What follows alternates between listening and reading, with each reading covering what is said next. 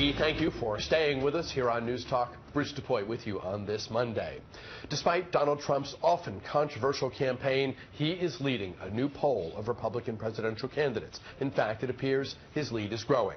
Correspondent Andrew Spencer has more on that and on what another candidate said this weekend that's drawing criticism on the campaign trail.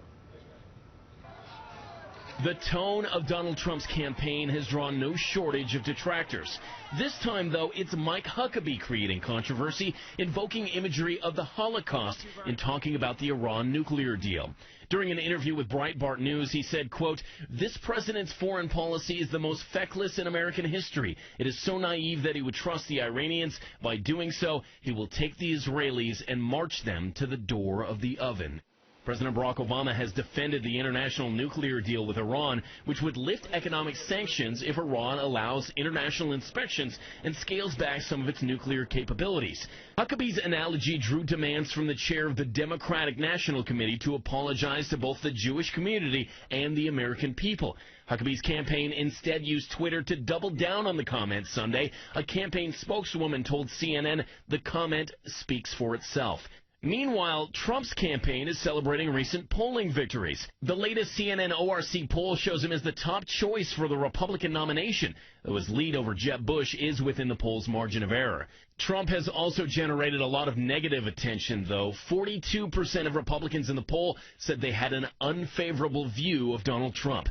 Among Democrats, that number was much, much higher. I'm Andrew Spencer, reporting. Steve Shepard joins us now. He is campaigns and elections editor for Politico. Great to see you. Welcome back. Thank you for having me. There was a thought, a suspicion, a hunch among many of the people in politics and who cover politics that we were seeing the peak of Donald Trump's appeal to the Republican field, to Republican voters. That moment may come, but it does not appear that we're there just yet. No, it was thought after he made his controversial comments about John McCain, not a war hero because he'd been captured and held as a prisoner of war, that would be the end of the Trump boomlet. The polls out this weekend showed, the CNN poll showed Trump at the top of the pack. NBC News and Marist combined polls in Iowa, New Hampshire. In New Hampshire, Trump is ahead by a significant margin. In Iowa, he's basically running neck and neck with Scott Walker, who for 6 or 8 months has been considered the prohibitive favorite in Iowa. It doesn't seem like that has come just yet. That said, look, basically the majority of Republican voters, or close to the majority, have an unfavorable view of Trump. But in a 16-candidate field, he is the best known and has a devoted 15 to 20% support. And right now, that's good enough for first place.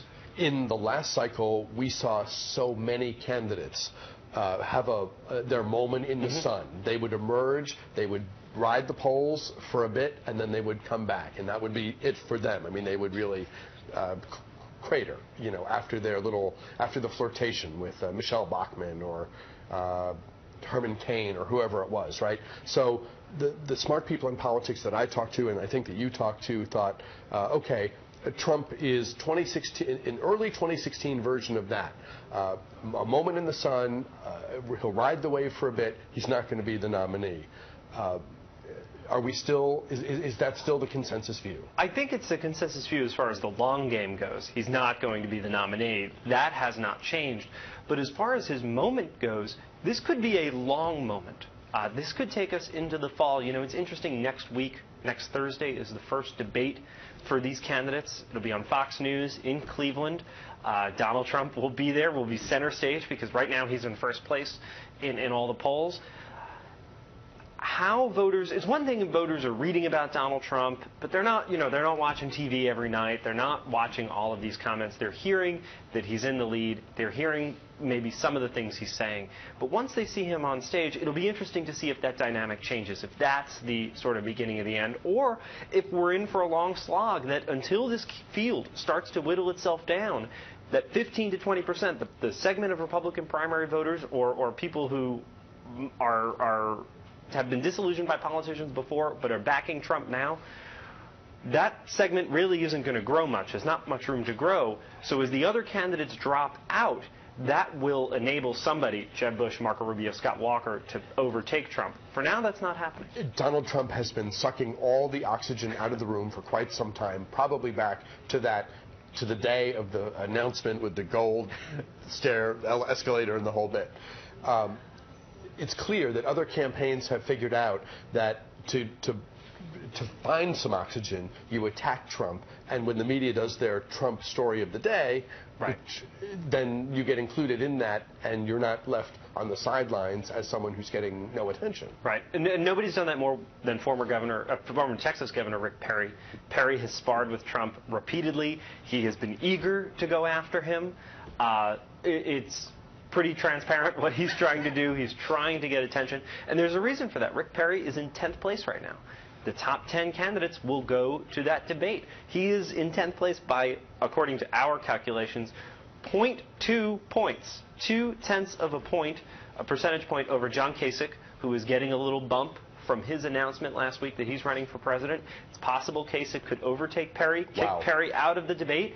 So while everybody's talking about Donald Trump, how do you get attention if you're Rick Perry? You also talk about Donald Trump. Mike Allen is doing, I think this is daily, this is a daily part of the of Playbook where, because the first debate will be a distant, is not going to factor in the ultimate result, but it's the fun thing of the moment for now. Yes. And so who makes it and who doesn't is the parlor game that everyone's playing. And Mike Allen is tracking who's definitely in, who's on the bubble, in or out, and then who's not likely to be on the stage. And this is what we'll watch between now and August 6th. Tim Noah, another colleague at Politico, has a must-read piece where he looks at the contradictory positions Donald Trump has taken over the years. He's been all over the map on some big issues. Yes, no, Donald Trump, look at one issue, for example, that Tim spends a lot of time on in that story, is on health care.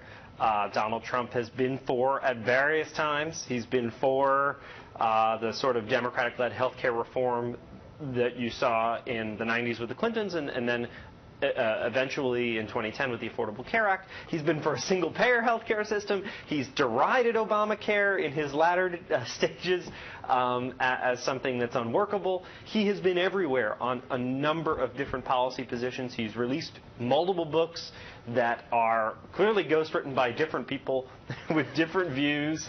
And look, there are a lot of Americans, though, who haven't been consistent and are disillusioned by politics, and I think he is tapping into that, like I said, 15 to 20% of that Republican field right now. And I think his own trajectory, his own experience, if you will, as a political citizen, he's been, I think it goes Republican, Independent, Democrat, Independent, Republican, something like that.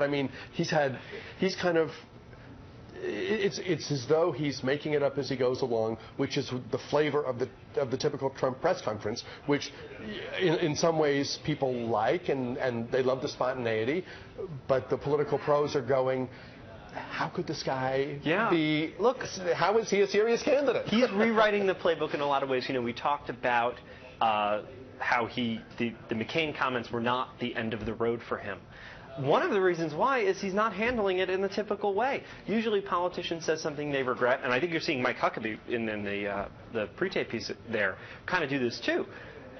Politician says something, goes too far, apologizes, has all this coverage about how they're backtracking. Donald Trump doesn't do that. Donald Trump doubles down. Donald Trump, he just doesn't do it. Is unlike anything we've really seen in a long time, and you're seeing Mike Huckabee, I think, do that too. And if it becomes inconvenient to have said what Trump has said, he'll simply deny having said it, even though the tape is there, or he'll accuse the media of distorting his views, even if they've reported his views completely favorably. So it's as though the rules that apply to everyone else, both in politics and in the media, certain rules apply to most of us. So far, they don't seem to be applying to Donald Trump, which makes it a really fascinating moment. It is just, and we talk about that first debate. Who knows, if you're Jeb Bush, if you're Scott Walker, if you're Marco Rubio, one of the three favorites for the nomination, even with this Trump surge, you don't know what this guy's going to say. You don't know how he's going to come after you. Jeb Bush has been the chief target of Trump's attacks during the course of his month and a half long candidacy. you don't know what to expect. It is totally unconventional, and just it is a huge wild card in this race. How much do you think Trump prep is dominating the strategic discussion and planning within Jeb's, for Jeb Bush's people, for Marco Rubio's, and for Scott Walker? I can tell you, for Jeb Bush, it is by far sort of the biggest thing he's going to have to deal with in this debate. My colleague Alex Eisenstadt last week had a story about how the campaign is preparing for this.